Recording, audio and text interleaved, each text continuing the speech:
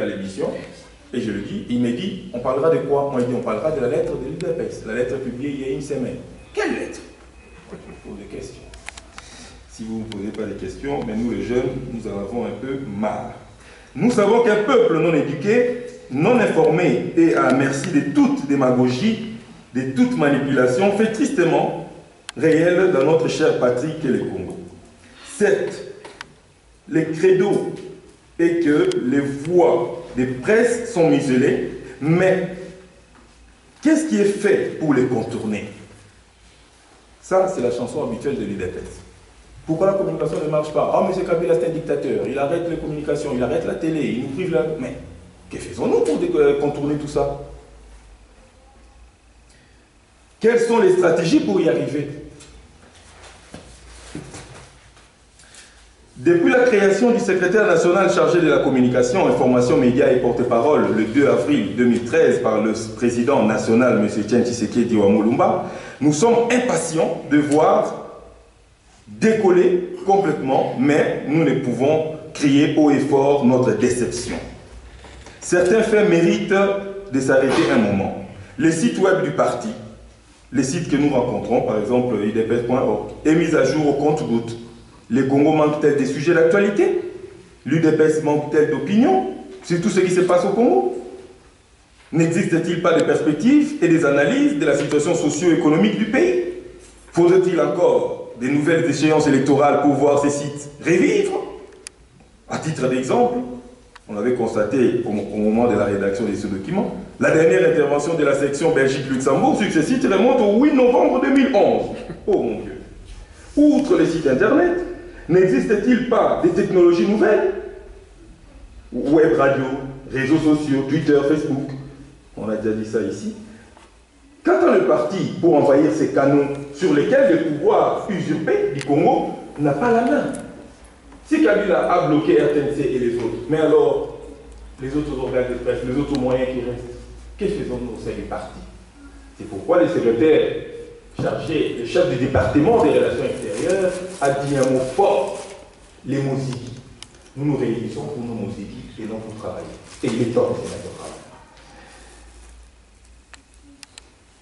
Qu'en est-il de la communication interne du parti? À ce jour, nous avons eu à envoyer des correspondances au secrétaire général du parti ainsi qu'à la Ligue de jeunes du Congo.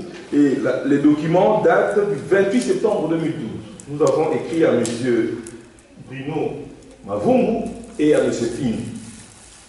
À ce jour, nous avons eu à envoyer des correspondances au secrétaire général du parti ainsi qu'à la Ligue de jeunes du Congo, correspondances qui sont restées lettres mortes sans même un accusé de réception, alors que ces correspondances sont bel et bien arrivées au destinataire.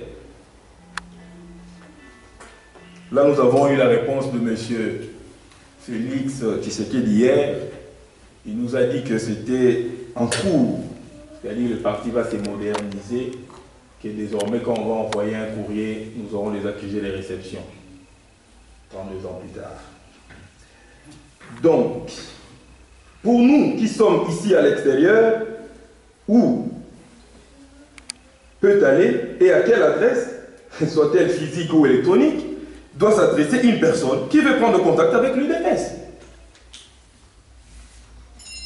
Nous interpellons de ces faits directement le département de la communication sur le fait que son rôle est capital et important et on sent l'UDPS totalement absente. Nous, jeunes d'aujourd'hui et anciens de demain, voulons qu'un nouveau dynamique voit le jour sur la communication du parti et venons avec de propositions. Organisation des conférences débats, conférences de réflexion, des séances de formation et d'information pour les membres et non-membres du parti, particulièrement pour les jeunes qui constituent la plus grande proportion de la population congolaise et qui souffrent d'un manque d'information et d'un manque de culture démocratique criant. C'est ce que nous avons soumis encore hier dans notre grande réunion au chef du département des relations extérieures. C'est-à-dire que nous voulons des conférences, des débats, des conférences de presse, même s'il est faux, pour essayer d'expliquer. Aujourd'hui, comme je l'ai dit hier, et je le répète encore aujourd'hui, nous avons des adversaires, si on peut dire comme ça, adversaires politiques. L'UNC, par exemple, de M. Vital Caméré, dans la situation actuelle, aujourd'hui, je prends bien, je précise bien, actuelle aujourd'hui, nous voyons ce qu'ils font comme travail pour attaquer les fameuses consternations nationales. Mais moi, personnellement, qui suis entre guillemets dans les médias, je ne vois pas le travail que l'UDPS est en train de faire. Je dis bien, ce qu'on voit au niveau de la communication, des conférences débats et toute forme de conférences de réflexion, nous ne voyons absolument rien pour l'instant. Et les autres sont en train d'attaquer, mais nous, on recule. Mettre en place ou collaborer avec une participation régulière avec des radios et des chaînes de télévision émettant sur Internet afin de faire entendre la voix du parti. Et là, ça c'est mon boulot. Ça fait plus ou moins 8 ans que je suis là-dedans. Je suis dans les radios d'Internet, Radio Solo, Radio Solo, maintenant aujourd'hui, Radio Lobico, aujourd'hui je suis à la Radio Solo, tous les mardis à 20h. C'est là que je reçois M. Bruno Chibala, j'étais avec Bruno Makungu, j'étais avec M. Félix Tshisekedi, j'étais avec le Dr Loseke, et le mardi ici, je serai avec Valentin Moubaki. Donc voilà, j'ai fait un effort de mon côté, dans mon cercle, de pouvoir donner la visibilité au parti tous les mardis à 20h à la Radio Solo. Mais je crois que c'est insuffisant pour le parti comme l'UDPS. Qu'est-ce que fait la représentation ici? Redynamiser les sites web du parti en adoptant un design à la hauteur de la dimension de l'UDPS et surtout y répertorier toutes les activités du parti. Soit-elles de simples rassemblements pour montrer que nous restons dynamiques. Mettre à disposition par ces canaux du site web des différents documents liés au parti, y retracer l'histoire audiovisuelle du parti à travers des vidéos reprenant les moments forts de l'existence du parti. Autre proposition, créer des pages officielles sur les différents réseaux sociaux, dont notamment Twitter, Facebook, et y créer des forums de discussion pour garder en éveil des personnes qui le visiteraient. Mettre en place un mensuel qui reprendrait la vision de l'UDPS, sa position sur l'actualité, ainsi que les différentes activités du parti, et qui serait un support physique aux canaux informatiques. À défaut de se doter d'un serveur qui pointerait les adresses e-mail sur un nom de domaine UDPS, n'est plus utiliser les adresses e-mail personnelles pour toute communication en interne ou en externe. Ceci pose problème dans la traçabilité et la conservation des correspondances, mais surtout crée un dysfonctionnement en cas de changement des responsables. Ceci devrait s'appliquer à toutes les entités de la présidence nationale du parti, aux cellules, des quartiers et permettre le caractère institutionnel du parti et enlever l'aspect personnel. Quelle représentation de l'UDPS à l'extérieur? C'est dote des personnalités morales. Dernière proposition. Que les représentations de l'UDPS à l'extérieur se dotent des personnalités morales, ce qui facilitera l'acquisition d'un siège social, d'une adresse effective et d'un compte au nom du parti et éviterait, comme mentionné précédemment, les désagréments dus à l'utilisation des comptes personnels comme nous en avons connu ici en Belgique et permettre de rendre plus fiable l'image du parti. On n'est jamais sûr quand il faut reverser une somme quelconque pour une institution sur un compte personnel. Pour terminer, nous espérons, au travers de ces différents éléments, vous avez entendu, d'habitude nous sommes toujours accusés que les jeunes parlent beaucoup et ne proposent rien. Donc j'espère qu'à partir d'aujourd'hui, vous allez quand même avoir l'honnêteté intellectuelle de dire que les jeunes parlent beaucoup, écrivent beaucoup, ont la grande gueule, ils savent aussi proposer. Nous espérons au travers de ces différents éléments apporter notre pierre à la bonne marche de notre parti et à participer à son dynamisme, à son expansion et à son bien-être. Avant de clôturer, nous souhaiterions faire une dernière observation qui est celle de ne pas tomber dans les travers des réunions en grande pompe qui ne sont jamais suivies des réalisations, des résolutions prises. Ça, j'avais parlé de ça avec M. Chungu. Notre inquiétude, c'est cette université d'été, ça va apporter quoi? On va faire l'université d'été aujourd'hui, demain et tous les jours, ça ne va rien changer au sein du parti.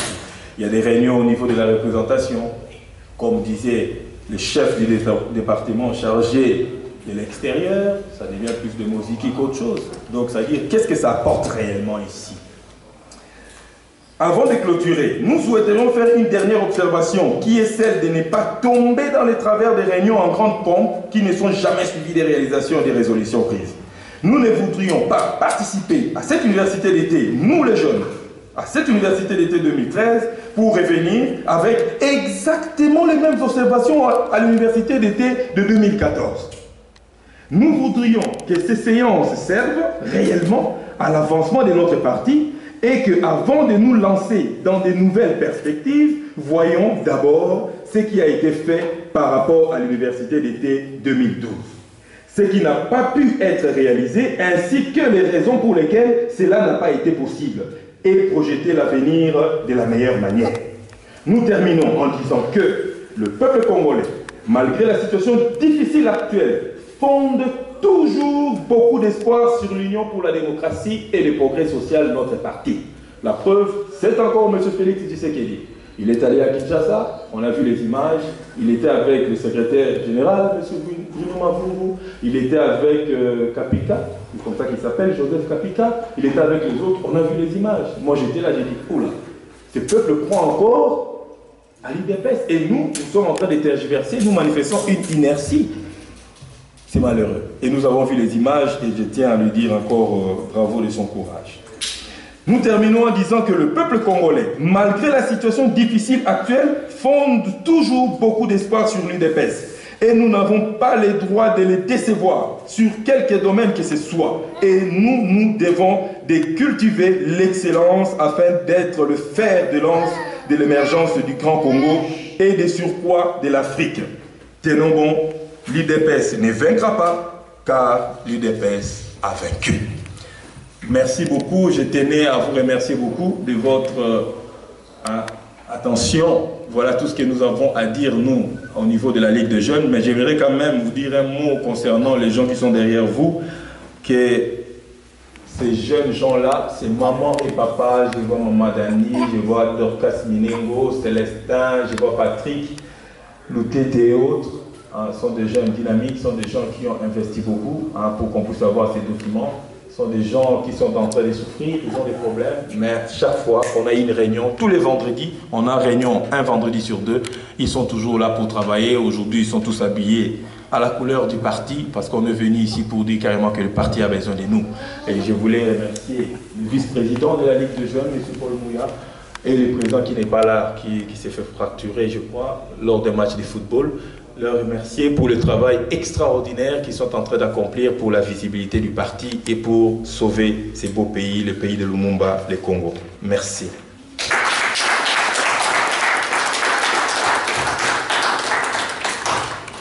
Alors, amis, si je peux vous rassurer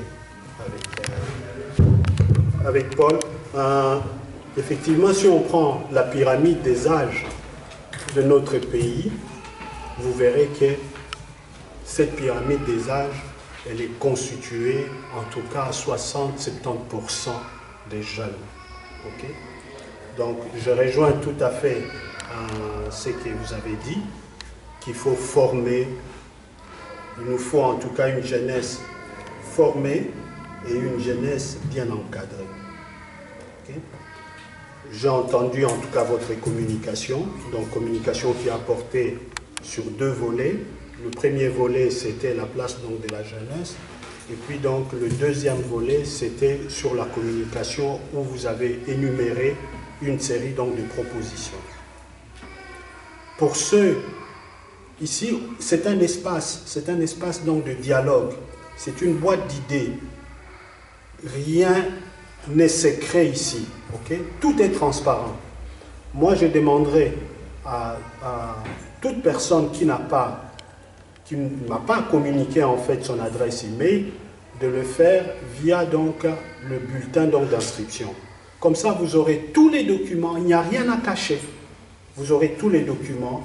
Vous aurez donc le rapport aussi donc de cette deuxième université d'été. Bon, on va nettoyer, ça va prendre du temps, mais vous recevrez ça donc dans vos boîtes aux lettres.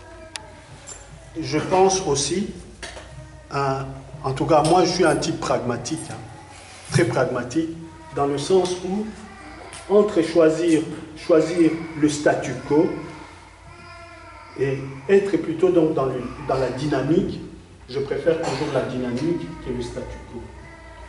Effectivement, il y a eu un premier rapport donc, de l'université d'été. Le premier rapport, la première université d'été, c'était une expérience pilote. Le rapport a été adressé aussi à la direction politique. Okay. Félix a touché un mot que bon, il n'y avait pas donc de suivi. Bon, est-ce qu'il faut croiser le bras ou bien continuer à améliorer toujours cette visibilité donc, de l'UDPS, qu'on voit que l'UDPS bouge.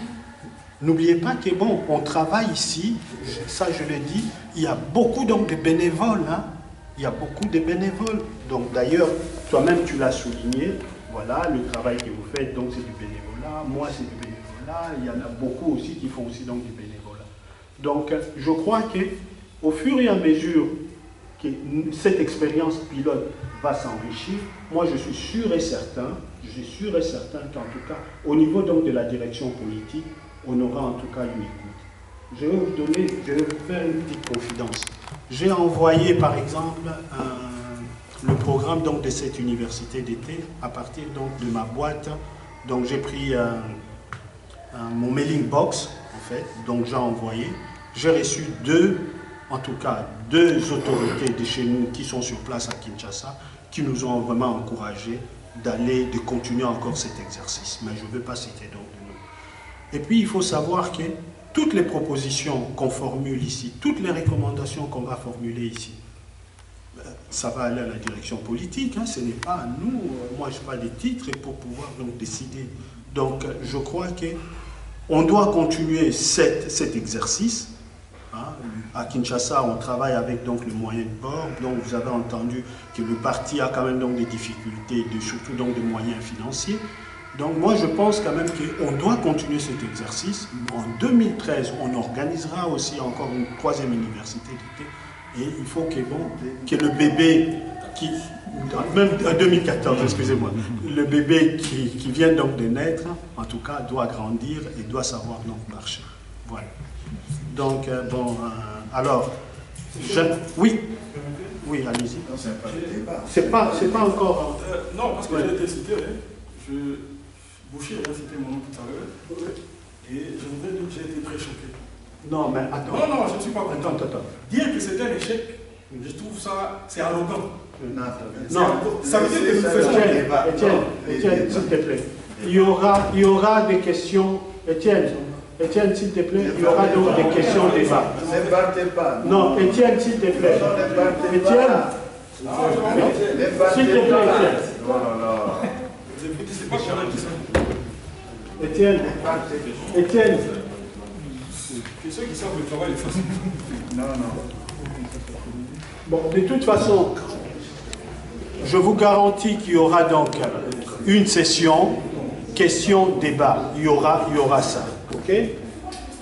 Pour le moment, je vais passer donc la parole à notre ami Deli Kazadi, qui vient donc de Suisse, qui va nous entretenir sur un sujet aussi quand même important au sein donc, du parti. C'est la manière dont de gérer en fait donc les ressources financières. Ah ben c'est trop tard. Oui.